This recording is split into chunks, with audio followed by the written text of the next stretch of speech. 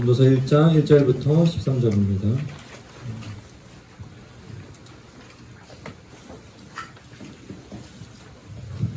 찾았으면 함께 한 목소리로 합독하겠습니다. 다윗의 아들 예루살렘 왕 전도자의 말씀이라. 전도자가 이르되 헛되고 헛되며 헛되고 헛되니 모든 것이 헛되도다. 해 아래에서 수고하는 모든 수고가 사람에게 무엇이 유익한가? 한 세대는 가고 한 세대는 오되 땅은 영원히 있도다. 해는 뜨고 해는 지되 그 떴던 곳으로 빨리 돌아가고 바람은 남으로 불다가 북으로 돌아가며 이리저리 돌며 저리 돌아 바람은 그 불던 곳으로 돌아가고 모든 강물은 다 바다로 흐르되 바다를 채우지 못하며 강물은 어느 곳으로 흐르든지 그리로 연하여 흐르느니라. 모든 만물이 피곤하다는 것을 사람이 말로 다 말할 수 없나니 눈은 보아도 족함이 없고 귀는 들어도 가득 차지 아니하도다. 이미 있던 것이 후에 다시 있겠고 이미 한 일을 후에 다시 할지라. 해 아래에는 새 것이 없나니 무엇을 가리켜 이르기를 보라 이것이 새 것이라 할 것이 있으랴. 우리가 있기 오래전 세대들에도 이미 있었느니라.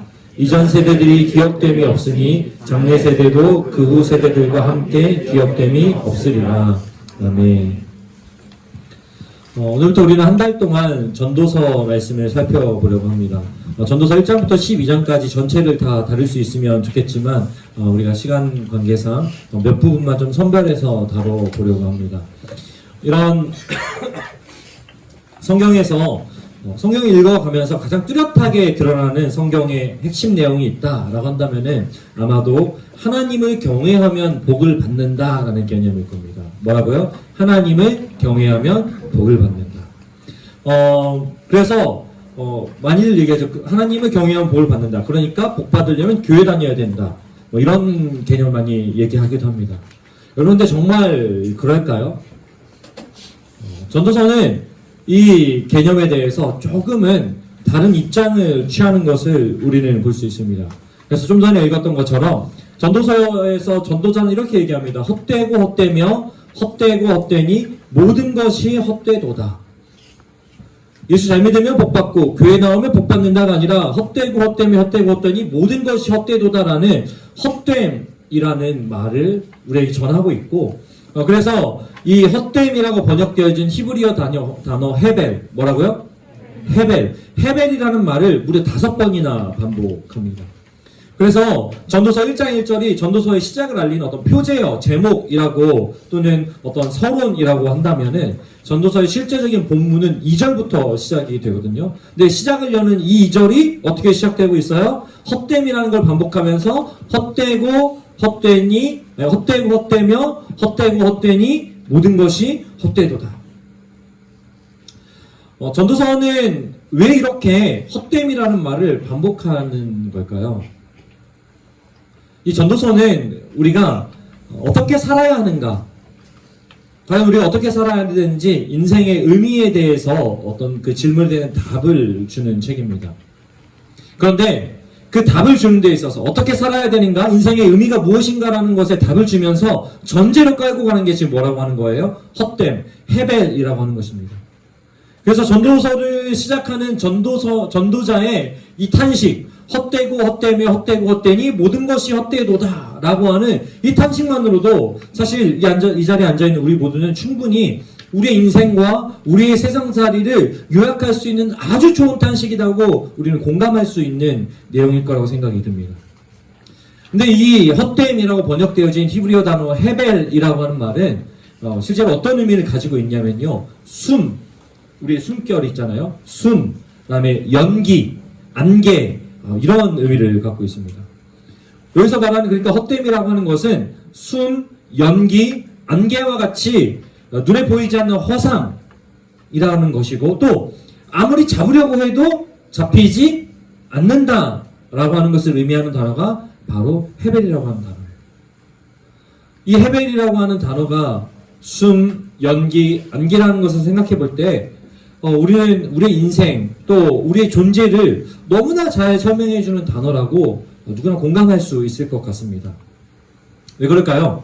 우리 인생을 살아가면서 만족, 성공, 행복 이런 것들을 추구하지만 아무리 추구해 봐도 잘 잡히지 않을 뿐더러 이것들에서 만족을 찾으려고 해봐도 절대적이지 않기 때문에 그렇다라고 하는 거죠.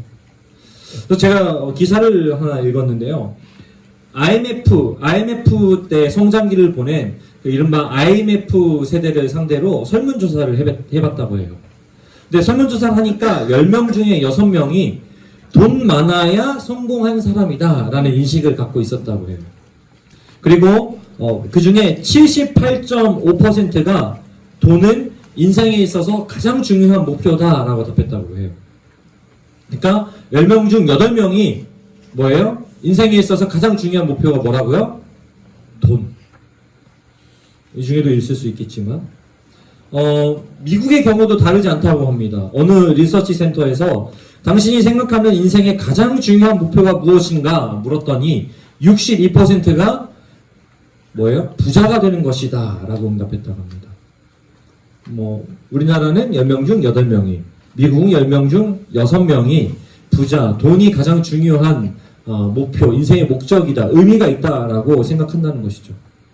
그렇다면은 정말로 돈이 많으면 부자라고 할 수 있을까요? 방금 돈이 많은 부자라고 열심히 설명하고서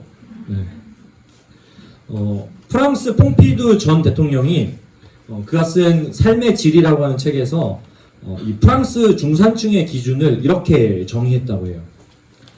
뭐라고 정의했냐면요. 외국어를 하나 이상 말할 수 있어야 하고 직접 즐기는 스포츠가 있다. 악기 하나는 다루고 남들과 다른 맛을 내는 요리를 만들 수 있으며 약자를 돕고 봉사활동을 꾸준히 해야 한다. 이게 프랑스의 중산층의 기준이라고 제시했다고 해요. 그리고 영국의 옥스퍼드 대학에서 제시했다는 영국 중산층의 기준인데요. 뭐냐면요. 경기에서 페어플레이를 하고 자신의 주장과 신념을 가져야 한다. 독선적으로 행동하지 말 것이며 약자를 두둔하고 강자에 대응할 것. 그리고 불의에 의연히 대처해야 한다. 좀 아까 말했던 부자의 기준과 중산층의 기준과 좀 다르지 않습니까? 무엇인가? 또 투자의 규제라고 불리는 세계 최고의 부자 중 한 사람인 워렌 버핏 아시죠? 워렌 버핏은 자동차를 한 대만 가지고 있다고 해요. 우리나라 돈 5천만 원 정도 되는 자동차 한 대를 가지고 있다고 하는데 왜 자동차를 한 대만 갖고 있습니까? 물었더니 대답한 게 아주 진리입니다. 저는 동시에 차 2대를 운전할 수 없어서 그렇대요. 동시에 2대 운전하실 수 있는 분 계세요? 또 본인은 1년에 5,600km 정도밖에 운전하지 않기 때문에 차가 그리 많이 필요하지 않다는 겁니다.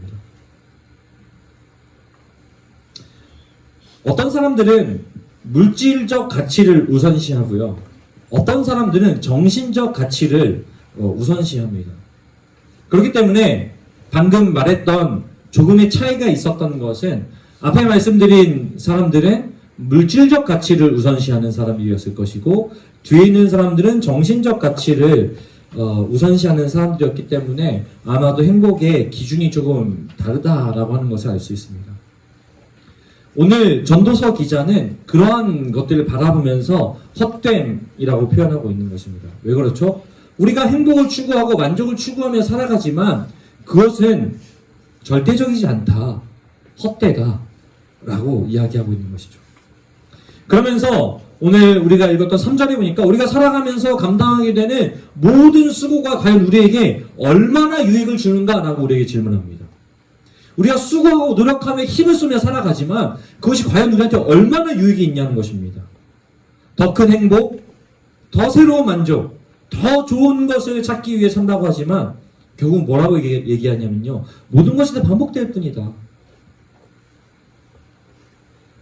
해도 뜨고 지고를 반복하고 바람도 불어왔다 불어가기를 반복하고 강물도 바다로 다 흘러갔다가 또다시 흘러나오기를 반복하고 그러면서 전도서 기자가 뭐라고 얘기하냐면요.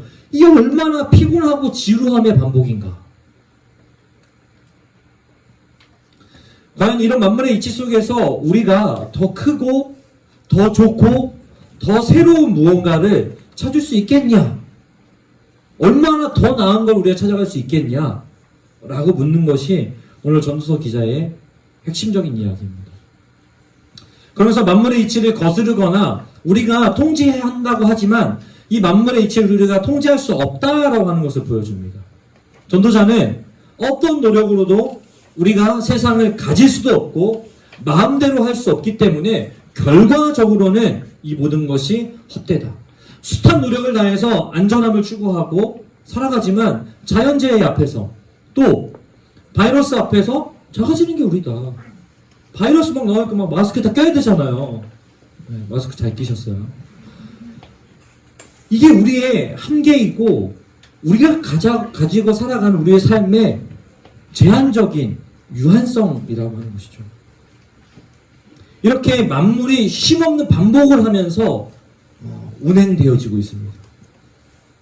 그런데 그 쉼없는 반복을 할 때 그 가운데 과연 인간은 또 어떻냐라고 하는 것입니다. 한 세대가 가고 다시 한 세대가 옵니다. 세대가 반복되어서 나타납니다. 그러면서 뭐라고 얘기하냐면요.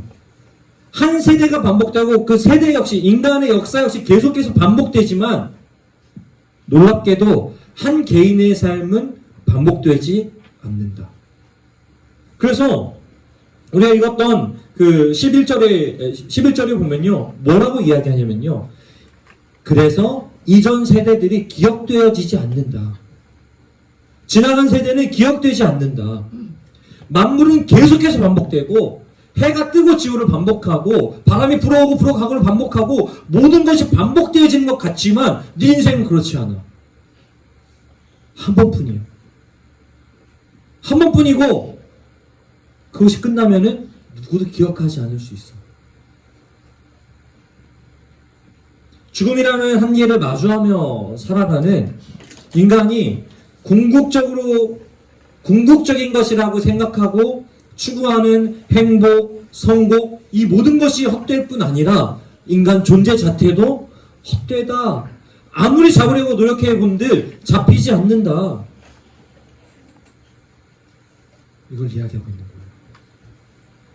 저는 그렇습니다. 어렸을 때만 해도 열심히 노력하고 최선을 다하면은 좋은 결과를 얻는 것이 당연하다.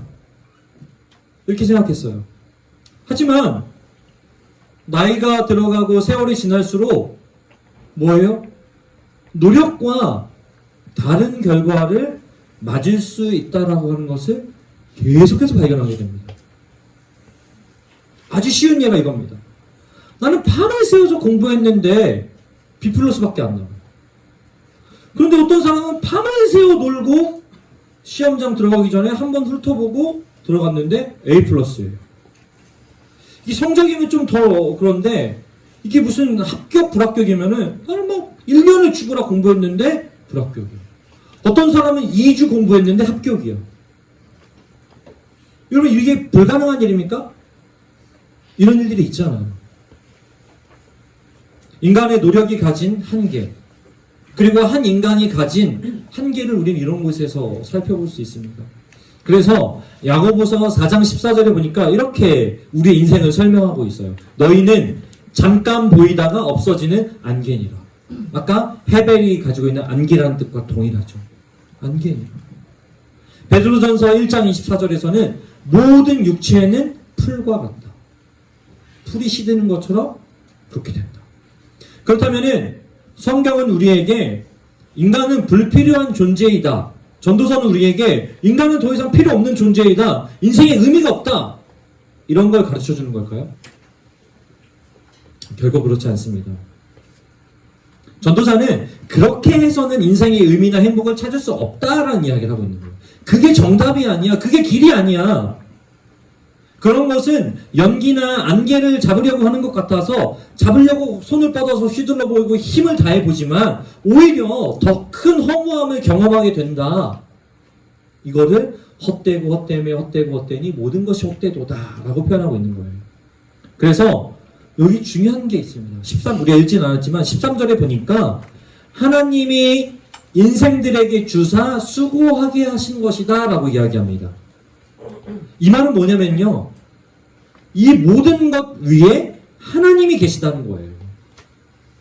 뭐라고요? 이 모든 것 위에 누가 계신다고요? 하나님이 계신다.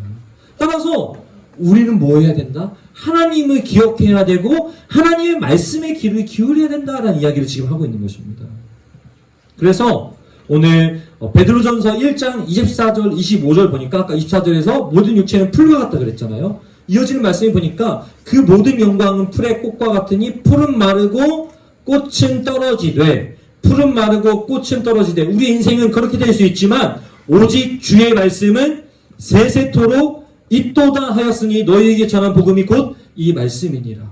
무슨 말이냐면요, 우리 인생은 한낱 안개와 같고 우리의 인생은 시들어버리는 풀과 같을 수 있지만 하나님의 말씀만이 영원하니, 하나님의 말씀은 영원하니 그 말씀에 귀를 기울인다면은 거기에 답이 있다라는 이야기를 오늘 우리에게 전해주는 거예요. 그렇기 때문에 우리는 뭐 해야 돼요? 날마다 하나님의 말씀에서, 성경에서 답을 찾아야 돼요. 너무 당연한 얘기를 하고 있죠, 제가. 그렇다면 성경은 인생의 의미를 어떻게 설명하고 있습니까? 답을 주는. 창세기 1장 27절, 28절에 보니까 우리 잘 알고 있는 말씀이에요. 하나님이 자기 형상, 곧 누구의 형상대로? 하나님의 형상대로 사람을 창조하시되 남자와 여자를 창조하시고, 하나님이 그 하나님의 형상대로 창조한 그들에게 복을 주시며 그들에게 이르시되 생육하고 번성하여 땅에 충만하라, 땅을 정복하라, 바다의 물고기와 하늘의 새와 땅에 움직이는 모든 생물을 다스리라 하시니라. 하나님 형상대로 만드시고 모든 만물을 다스려라. 또 시편 139편 13절 14절에 보니까 주께서 내 내장을 지으시며 나의 모태에서 나를 만드셨나이다. 내가 주께 감사함은 나를 지으심이 심히 기묘하심이라. 주께서 하시는 일이 기이함을 내 영혼이 잘 아나이다. 하나님이 나를 만드셨습니다. 그것도 기묘하게. 또 이사야 43장 21절에 보니까 이 백성은 내가 나를 위하여 지었나니 나를 찬송하게 하려 함이니라. 하나님이 우리를 지으셨고 하나님의 영광을 위하여 살아가도록 뭐 하셨냐면요, 다스려라. 이 땅을 맡겨주셨다는 것입니다.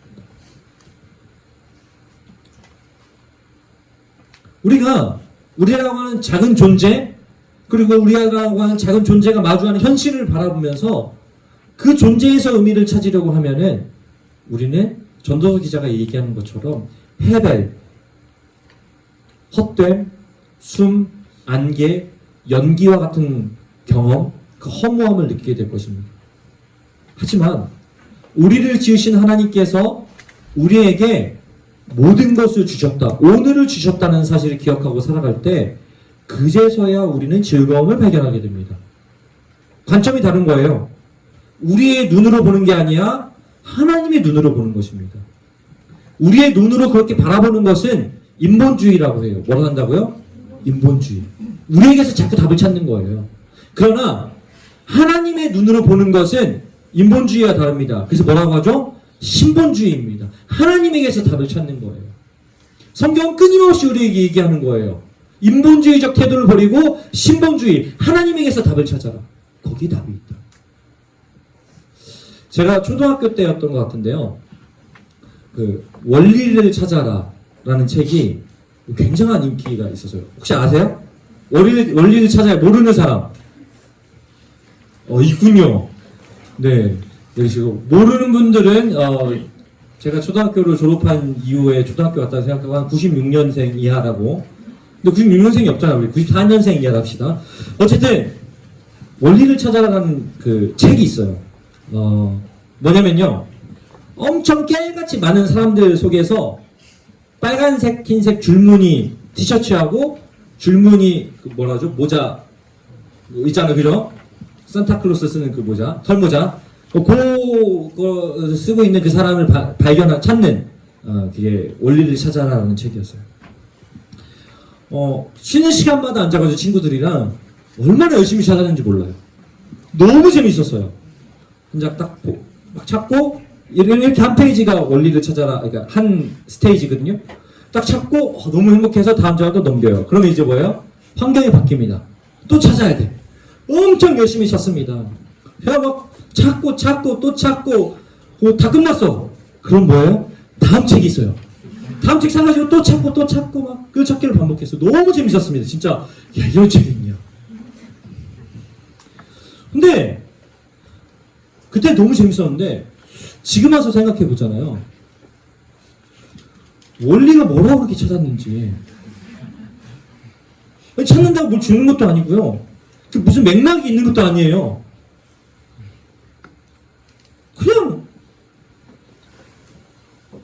그냥 찾으래요. 생각해보면 어떻죠? 지금 와서 생각해보면 되게 지루한 일이에요. 계속 현타가 올 것 같아. 이거 왜 찾고 있지?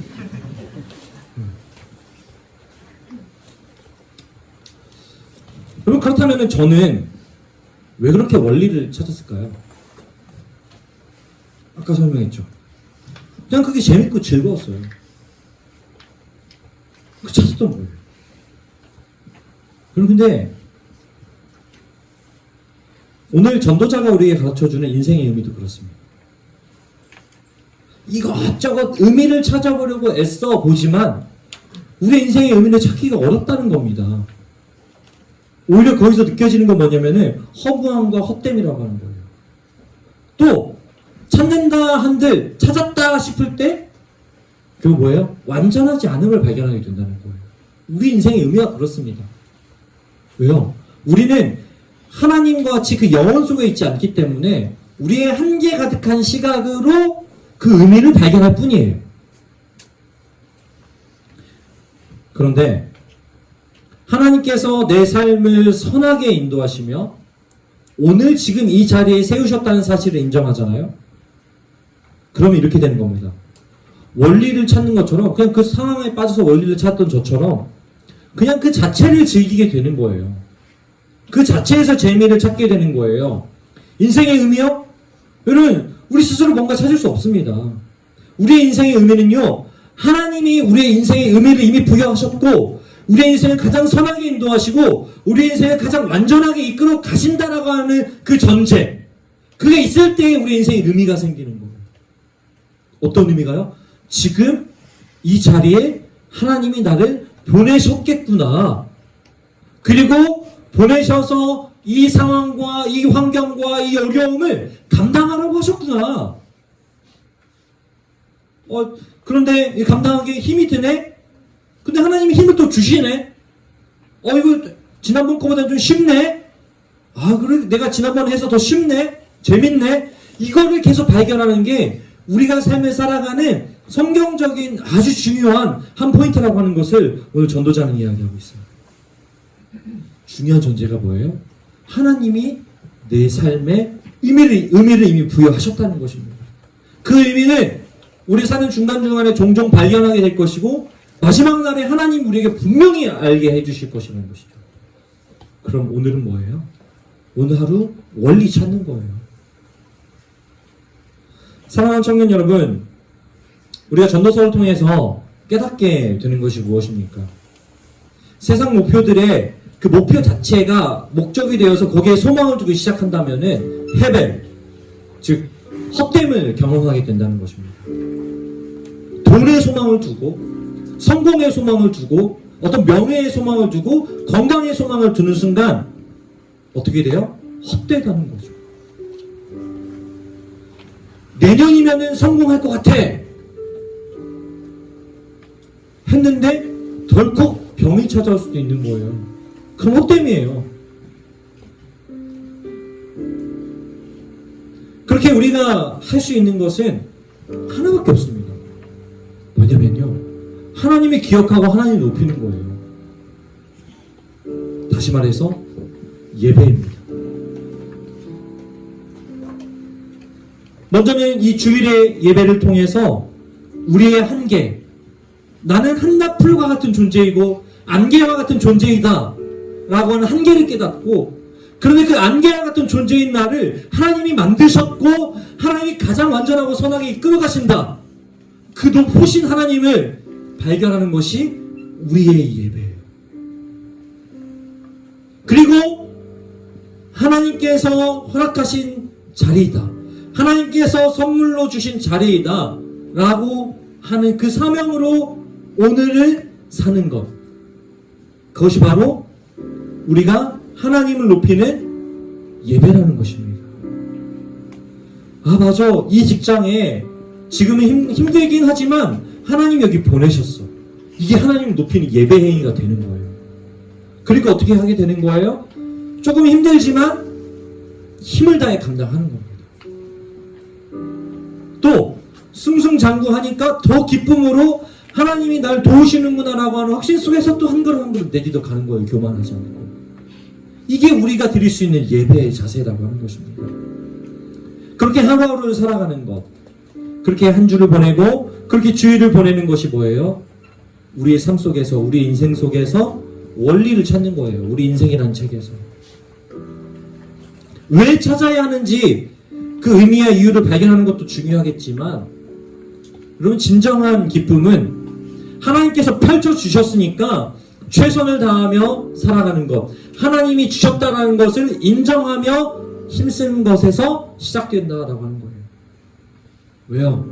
우리는 한계가 가득하지만, 우리는 과거, 현재, 미래라는 시간 속에 살아가지만 영원히 변하지 않는 하나님만이 이 모든 것을 다 아시고 주장하시기 때문에 영원히 변하지 않는 하나님만을 예배할 때 우리 인생의 진정한 기쁨을 우리가 경험할 수 있게 되어진다.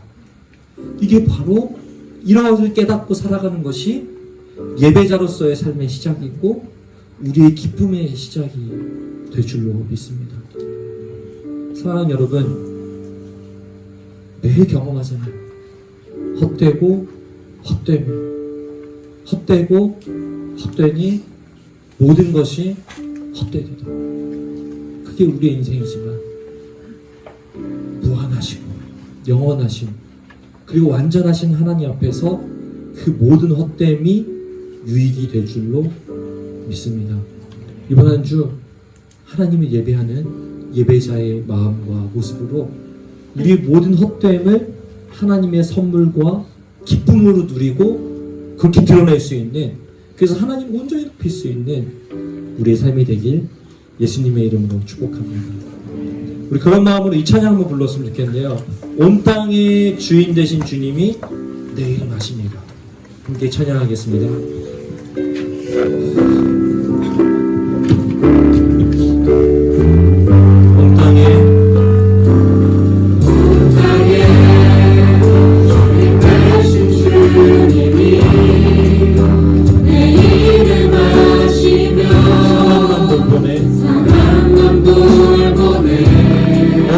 밝히시는 새벽별 어둠을 밝히시는 새벽별 방황하는 내 맘 주의 길을 주시네.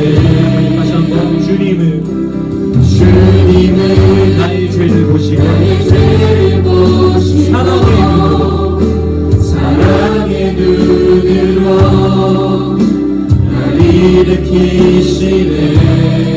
나를 잠잠하게 하시는 나를 잠잠하게 하시는 내 영혼의 폭풍 고요케 하시네.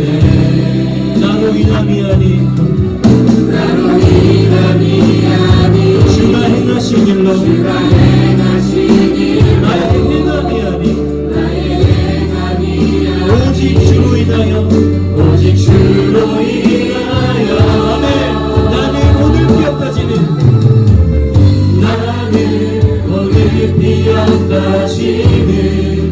이름 없는 꽃과 같네. 바다에 있는 파도 안개와 같지만 주는 나를 붙드시고 부르짖음 들으시며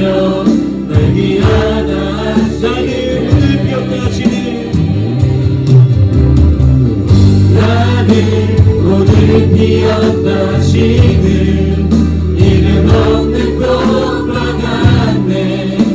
바다에 있는 파도 안개와 같지만 주는 나를 붙드시고 부르짖음 들으시며 날개 안아시네. 이 목소리로만 나는 오늘 피었다시네. 나는 오늘 피었다 지는 이름 없는 꽃과 같네.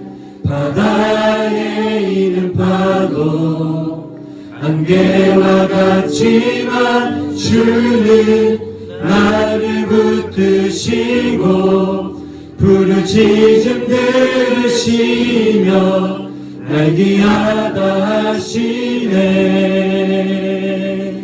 한번 같이 기도합시다. 여러분, 제가 열심히 설교하지 않아도 우리 한 인간의 인생이 안개와 같고 이내 시들어버리는 풀과 꽃과 다르지 않다는 것은 너무나 잘 알고 있습니다. 심지어 그것은 성경을 알지 못하는 사람들도 알고 있는 이야기입니다. 끝없는 헛됨을 살아가는 우리 인생들. 그러나 그 헛됨이 충만함으로 바뀌는 유일한 길이 있다면 이 모든 것을 주관하시는 이가 있다라는 것. 그리고 그분이 나를 영원으로 초대하고 있다는 것. 바로 여기에 있습니다. 이 시간 우리 기도하기 원하는 것은 하나님, 이 시간 나를 허무하게 만드는 모든 것들을 제거하시고 이 시간 우리의 심령 가운데 우리를 사랑하시되 끝까지 사랑하시는 성령께서 임하셔서 우리로 하나님을 인정하는 삶을 살게 해 주시옵소서. 우리 그렇게 이 시간 우리와 함께 하시는 하나님을 고백하고 또 구하면서 함께 기도하시겠습니다. 기도합시다. 아버지요,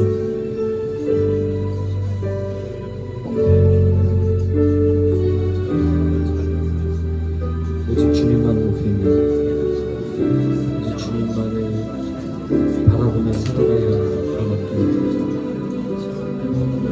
우리의 존재는 끝없는 허무를 향해 달려가고 있습니다. 주여, 혹 내가 교회에 다니고 예수님을 믿는다고 하면서도 그 허무함과 그 우울함의 늪에서 헤어나오지 못하고 있다면 이 시간 성령께서 찾아오시사 결코 우리의 존재가 헛되지 않으며 우리의 존재가 허무하지 않으며 발견할 수 있도록 성령님 이 시간 우리에게 분명한 하나님의 음성을 들려주시고 하나님의 가슴 깊이 깨달아 알아 그 하나님께 우리의 삶을 아뢰이고 우리의 삶의 한 걸음 한 걸음 내어 맡길 수 있는 예배자로서의 겸손함을 이 시간 허락하여 주시옵소서. 오직 하나님을 예배할 때 우리의 삶에 분명한 목표와 목적이 생겨나며 그것으로 인하여서 우리는 충만함을 경험할 수 있게 되오니 주님 이 시간 그 맛을 가르쳐 주시고 그것이 무엇인지 깨달아 알 수 있는 지혜와 힘을 더하여 주시옵소서. 오 주님, 이 시간 우리를 새롭게 하여 주시옵소서. 나는 오늘 피었다 지는 이름 없는 꽃과 같네. 바다에 있는 파도 안개와 같지만 주는 나를 붙드시며 부르짖음 들으시며 날 귀하다 하시. 나는 오늘 피었다 지는 아버지, 나는 오늘 피었다 지는 이름 없는 꽃과 같네.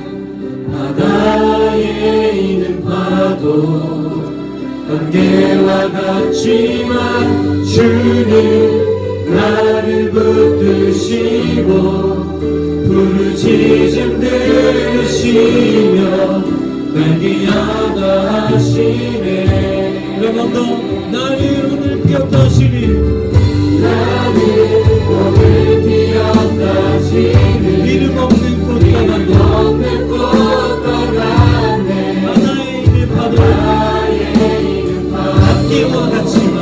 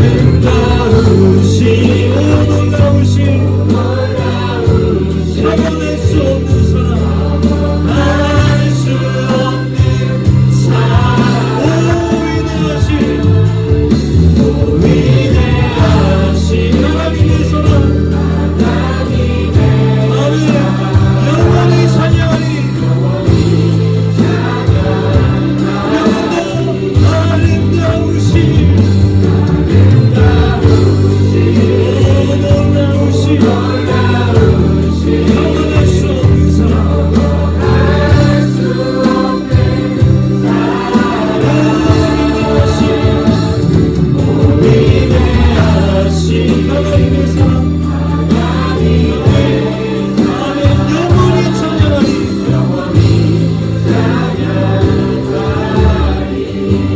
우리 시간 한 번만 더 기도합시다.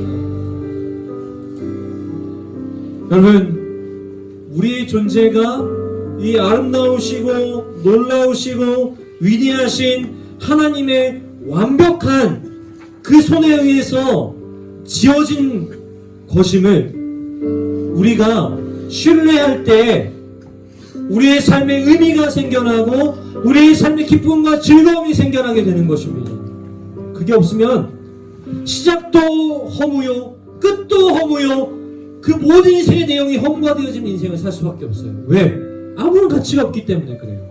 그러나 이 모든 것을 다스리시는 완전하신 하나님의 손에 의해서 내 인생이 조성되어지고 인도되어지고 통치되어지고 있다는 사실을 확신할 때 우리의 삶에 분명한 의미가 생겨나게 되어지는 것이고 지금을 깨달지 못할지라도 그 먼날 주님 만날 때 주님께서 분명하게 가르쳐 주실 것이라는 것입니다.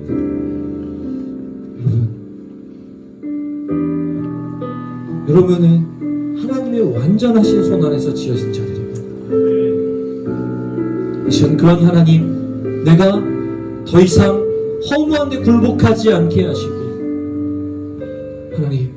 하나님 주신 기쁨과 감사와 감격이 날마다 감탄으로 터져나오는 그런 나의 삶을 살게 하여 주시옵소서. 그것을 누리게 하여 주시옵소서. 우리 참 간절한 마음을 함께 기도하시겠습니다. 기도합시다. 살아계신 아버지 하나님, 이 시간 우리와 주님 앞에 간절히 구하는 것은 날마다 우리 안에 살아계시고 우리를 온전하게 지으셔서 더 이상 허무한 데 굴복하는 인생으로 살아갈 것이 아니라 영원하신 완전하신 하나님의 손 안에서 하나님의 생각하신 참된 기쁨과 감사와 감격과 소망을 함께 살아가게 하신 인생임을 우리는 나라 경험하고 나아가는 이 삶이 될 수 있도록 주여 우리를 흔들어 주시옵소서. 그렇게 하나님 주시는 매일매일의 선물과 하나님께서 허락하시는 매일매일의 감격 속에 살아가는 우리가 될 수 있도록 주여 붙잡아 주시옵소서. 아버지 하나님, 우리 참일구 공동체가 그렇게 날마다 하나님을 부르며 날마다 하나님의 뜻하심을 경험하며 하나님의 이름을 온전히 발견하게 되는 살아있는 공동체와 겸손한 공동체요 예배하는 공동체 되게 하여 주시옵소서. 날마다 주 앞에 세워져 나아가는 우리의 삶이 될 수 있도록 주의 역사하시 함께 하여 주시옵소서. 아버지요,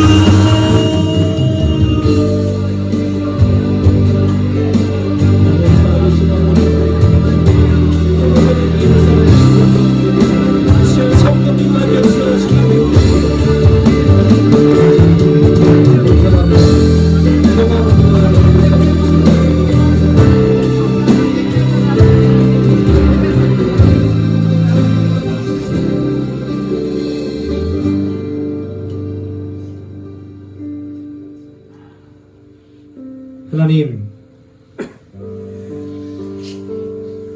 전도서의 기자는 깊은 탄식 속에 그러나 준엄하게 오늘 우리를 향해 선언합니다.